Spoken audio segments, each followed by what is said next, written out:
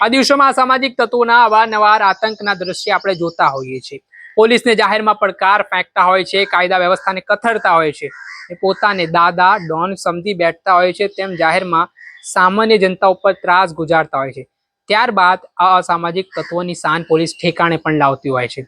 ત્યારે પંચમહાલ જિલ્લાના કેટલાક ટપોરી તત્વોની તાકાત તો જો કે તો પોલીસ અધિકારીને ફોન કરીને ધમકી આપી રહ્યા છે કે અમે દુષ્કર્મ આચરીશું, અમે મારામારી કરીશું, ગુંડાગીરી ચલાવીશું, પોલીસથી થાય એ કરી લે, જે થતું હોય તો ઉખાડી બતાવે।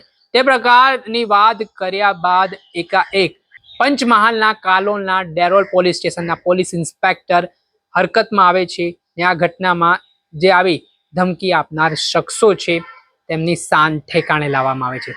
એમાં ઘટનાક્રમમાં જોઈ શકો છો, જાહેરમાં આરોપીનો વરઘોડો કાઢવામાં આવી રહ્યો છે।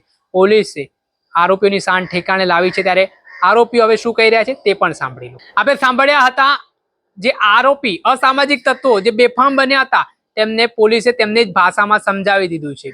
આર.ડી. ભરવાડ જે ડેરોલ પોલીસ સ્ટેશનના પોલીસ ઇન્સ્પેક્ટર છે તેમણે આ બહાદુરીપૂર્વક કાર્યવાહી કરી છે। સાથે જ આ ઘટનામાં જે આ લુખ્ખા તત્વો હતા તેમના નામ સામે આવ્યા છે, જેમાં અનિલ કુમાર ઉર્ફે અન્નો શિવકુમાર સોની, ભાવિક મહેન્દ્ર ગાંધી, રાકેશ રામચંદ્રગીરી, હેમરાજસિંહ કરણસિંહ સોલંકી, આ ચાર આ જે શખ્સો છે તેમને પોલીસે તેમની સામે ગુનો દાખલ કર્યો છે અને તેમને જેલના સળિયા પાછળ ધકેલવાની તજવીજ પણ હાથ ધરી છે। અને ભવિષ્યમાં આ પ્રકારની ભૂલ, આ પ્રકારનું કૃત્ય તેઓ ના કરે તે માટે પોલીસે તેમની સામે હવે શિક્ષાત્મક પગલાં લેવાની પણ શરૂઆત કરી છે।